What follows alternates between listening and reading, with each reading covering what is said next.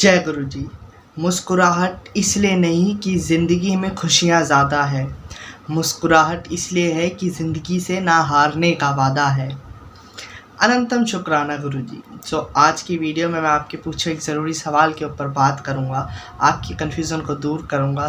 चीज़ों को अच्छे से समझते हैं और ज़्यादा टाइम ना लेते हुए आज की वीडियो को स्टार्ट करते हैं।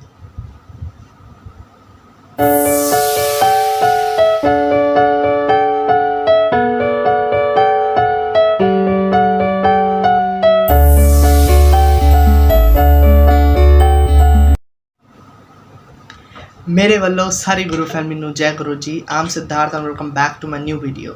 सबसे पहले मेरी सारी यूट्यूब फैमिली को, सारी गुरु संगत को मेरी तरफ से खूब सारा प्यार, खूब सारी गुरु जी की ब्लेसिंग्स, खूब सारा प्यार। एंड देखो कितनी अच्छी लाइन है कि मुस्कुराहट ज़िंदगी में इसलिए नहीं कि खुशियाँ ज़्यादा हैं, मुस्कुराहट इसलिए है कि ज़िंदगी से ना हारने का वादा है। एक मोटिवेशन के लिए ये बेस्ट लाइन है।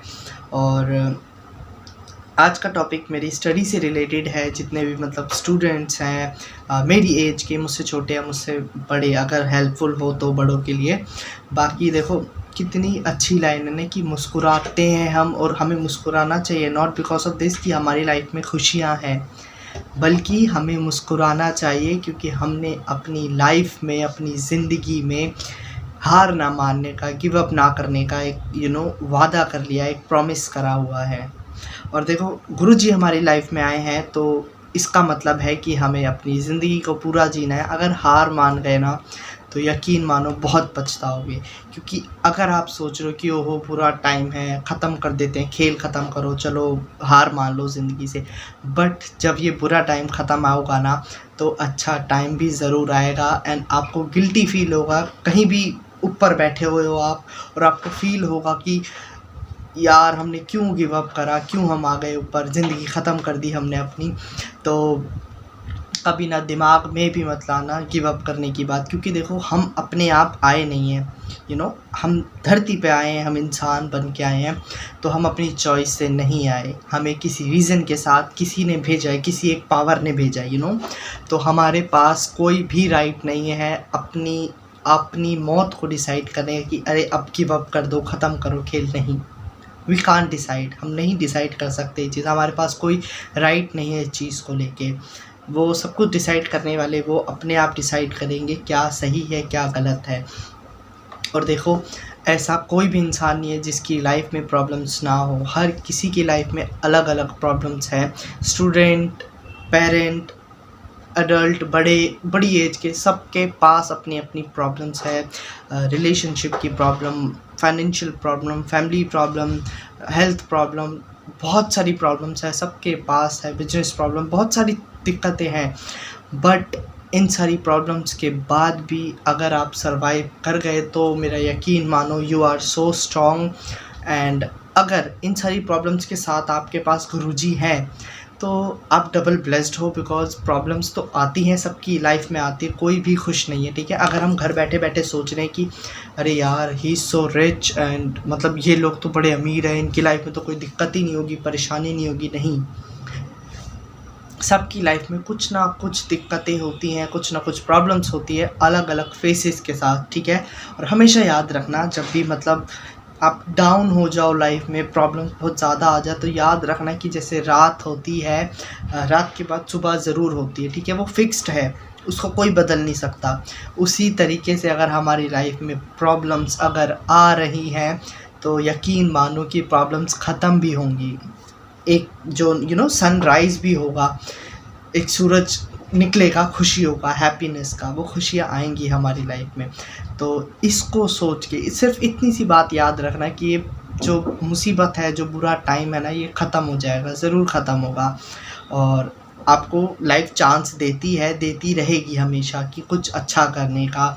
और लाइफ बहुत प्यारी है, बहुत छोटी सी लाइफ है, इसको पूरा जियो जब तक हमारी ज़िंदगी लिखी हुई है। और यही बात मुझे बतानी है कि अपनी लाइफ को अपने हिसाब से बड़े प्यार से जियो, अपनी फैमिली को खुश करके। लोगों को खुश करने का मैं नहीं कहता, क्योंकि हमारे पास सबका ठेका नहीं है। हम सिर्फ अपनी फैमिली को देखेंगे और अच्छे काम करो, सबसे बेस्ट है, सबसे ज़रूरी है। सिर्फ अच्छे काम करो आप, और किसी को कोशिश करो हर्ट ना करो, तो किसी को किसी से कोई प्रॉब्लम नहीं होगी। और साथ में मेरे पास मतलब एक स्टडी रिलेटेड क्वेश्चन है, काफ़ी पुराना हो गया वो, मैंने रिप्लाई नहीं करा, मतलब देखा नहीं था मैंने, आज अचानक से मेरी आंखों के आगे आ गया वो क्वेश्चन। तो मतलब मेरे को इंस्टा में किसी ने डीएम करा था, तो पूछा था उन्होंने कि अभी मैं मतलब स्टडी कर रहा हूँ, तो मुझे सत्संग वगैरह सुनना बहुत पसंद है, बट आगे की स्टडी मुझे करनी है, फ्यूचर स्टडी करनी है, तो मैं कैसे मैनेज करूँ सब कुछ, मतलब स्टडी पे ध्यान दूँ या शब्द वगैरह सुनूँ, सत्संग सुनूँ यूट्यूब पे, तो ये सब मैनेज कैसे होगा। तो देखो, इन सब को मैनेज करना हमारे ऊपर डिपेंड करता है, बिकॉज देखो I am also a student. जब हम पढ़ाई करने बैठते हैं तो हमें रेस्ट चाहिए होता है थोड़ा सा, तो मूड फ्रेश करने के लिए, मतलब पढ़ाई ना भी कर रहे हो उस टाइम पे आप, पर म्यूज़िक हर कोई सुनता है ना। We all love music so much, and even me also, बहुत ज़्यादा पसंद है।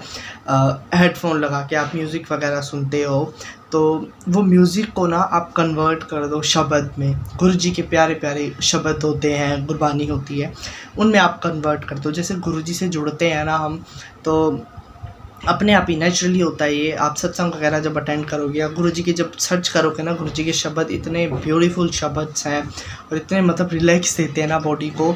मैं बताऊं, अगर आप ध्यान लगाओगे तो मैं आपको यकीन दिलाता हूँ कि आप नॉर्मल म्यूज़िक को छोड़ दोगे बिल्कुल, कि हाँ हमें नहीं सुनना, क्योंकि लाइफ में हमें क्या चाहिए, रिलैक्स। और आपको गुरु जी के जो शब्द हैं और जो भजन है उनमें आपको इतना रिलैक्स मिलेगा, आप नॉर्मल म्यूज़िक को ज़्यादा सुनना पसंद नहीं करोगे। और गुरुजी ने ऐसा ही कर दिया है। अब देखो, हम गुरुजी से अगर नहीं जुड़े थे, मैं सबकी बात कर रहा हूँ, नॉट ओनली स्टूडेंट और नॉट ओनली मी, बहुत बड़े बड़े जितने भी लोग हैं बड़ी एज के, ये सबके साथ हुआ है। हम म्यूज़िक चलाते हैं, हम गुरुजी के शब्द चला लेंगे कि अरे ये वाला मुझे पसंद है, ये चला कर बैठ जाते हैं। और वॉक कर रहे हैं तो गुरुजी के शब्द चल रहे हैं म्यूज़िक के रूप में, है ना। वो जगह चेंज कर ली है अपनी शब्द और भजनों ने गुरुजी के। और देखो, थोड़ा सा अगर टाइम देते हो, आप नॉर्मल म्यूज़िक सुनते हो तो आप गुरुजी के शब्द सुनो। और देखो, ऐसा मैं नहीं कहूँगा 24 घंटे पढ़ते रहो, थोड़ा माइंड फ्रेश करने के लिए म्यूज़िक ज़रूरी है। तो उस म्यूज़िक की जगह में आप अपना सत्संग सुन लो, क्योंकि देखो सत्संग ऐसी चीज़ है जिससे आपको बेनिफिट मिलेंगे। जब आप पढ़ाई के साथ साथ गुरुजी से जब कनेक्ट हो जाओगे ना, तो गुरुजी को भी ये फील होगा कि भाई मतलब हार्ड वर्क तो कर रहा है बच्चा, हार्ड वर्क कर रहा है, उसके बाद मुझे भी टाइम दे रहा है, तो इसकी हेल्प तो मैं करूँगा, इसकी हेल्प करना ज़रूरी है। तो गुरुजी आपकी अपने आप हेल्प करेंगे, बट शर्त इतनी है कि आपको मेहनत ज़रूर करनी पड़ेगी। अब ऐसा है कि अरे हमने तो पढ़ाई नहीं करी, गुरुजी के ऊपर डिपेंड है हम पूरी तरीके से, नहीं, फिर गुरुजी कुछ नहीं कर सकते। थोड़ी बहुत मेहनत, थोड़ी नहीं बहुत मेहनत आपको भी करनी पड़ेगी, और उस मेहनत को पॉलिश करके, रंग लगा के, गुरुजी निखार के, एक मास्टरपीस बना के गुरुजी आपके तक पहुंचाएंगे, आपकी मेहनत को सक्सेस में बदलेंगे। तो वो रिस्पॉन्सिबिलिटी गुरुजी की होती है, ठीक है। और जितने भी स्टूडेंट हैं, अभी देखो नई यंग जनरेशन गुरुजी के साथ इतनी ज़्यादा कनेक्ट हो चुकी है, इतनी ज़्यादा जुड़ चुकी है कि मतलब लोगों को यकीन करना कई बार मुश्किल हो जाता है कि मतलब इतनी छोटी एज में गुरुजी से इतना कनेक्शन, इतने जुड़े हुए हो। मेरे पास भी काफ़ी कमेंट्स आ जाते हैं, मुझसे छोटे छोटे काफ़ी बच्चे हैं। हमारी जनरेशन को क्या चाहिए, हमें चाहिए एकदम क्विक रिज़ल्ट। हमें यकीन नहीं होता, हमें बस चाहिए चमत्कार होना चाहिए। गुरुजी चमत्कार का भंडार है, गुरुजी एकदम प्रैक्टिकली सब कुछ करके दिखाते हैं। तो that's the only reason I think. और एक मतलब सबसे बड़ा रीज़न यही है कि गुरुजी के जो प्रैक्टिकल मिरेकल्स है ना, जो गुरुजी प्रैक्टिकली सब कुछ करके दिखाते हैं, और बिना टाइम लिए हुए गुरुजी मिरेकल्स अपने जो दिखाते हैं, I think this is the most big reason हम इसकी वजह से जुड़े हैं। मेरे को ऐसा लगता है, क्योंकि पूजा पाठ करना, अब यंग जनरेशन बहुत ज़्यादा फास्ट है, सबको सब कुछ जल्दी जल्दी चाहिए। बट गुरुजी ने अपनी लाइफ में इतना मतलब हम लोगों को फ्री कर दिया है कि चीज़ों से फ्री होके मेरे लिए टाइम निकालो। तुम्हें कोई ज़रूरत नहीं है हो आरती करने की, दिया विया जलाने की। तुम नॉर्मल भी अगर बैठ रहे हो, अगर तुम्हारे पास टाइम कम है फिर भी तुम मुझे टाइम दे रहे हो, वो इनफ है, ठीक है। पर वो जो टाइम देना किसी को दिखाना नहीं है, ना ही गुरुजी को दिखाना, ना ही किसी और इंसान को आसपास। वो आप अपने दिल से टाइम निकालो। अगर आप 5 घंटे बैठ रहे हो गुरुजी के पास और आपका ध्यान आपके मोबाइल में है, आपके फ्रेंड्स में है, आसपास लोगों में है, तो मेरा यकीन मानो उसका कोई फ़ायदा नहीं है। और अगर आप दिल से कनेक्ट होकर सिर्फ 5 मिनट के लिए भी बैठोगे ना, वो ज़्यादा बेनिफिशियल होगा आपके लिए।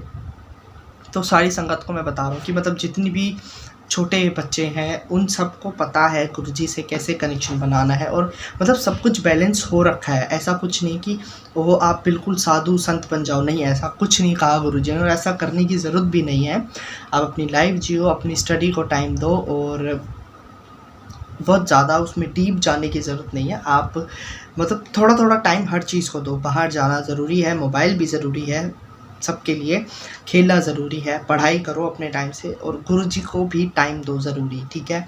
अब ऐसा नहीं है कि अरे हम बच्चे हैं, हम क्या शब्द कुर्बानी सुने। हम लोग और सत्संग में जाते हैं ना, तो आम लोग होते हैं, बाकी लोग अरे सत्संग में जा रहे हैं, बच्चे क्या करेंगे वहाँ जाके। पर बच्चे क्या करते हैं वो तो गुरुजी जानते हैं, और संगत जानती है कि आँख मीच के हम मेडिटेशन करते हैं, हम सेवा करते हैं, हम संगत को लंगर प्रसाद सर्व करते हैं, और हम गुरुजी के आगे सर झुका कर बैठे रहते हैं, शुक्राना करते हैं।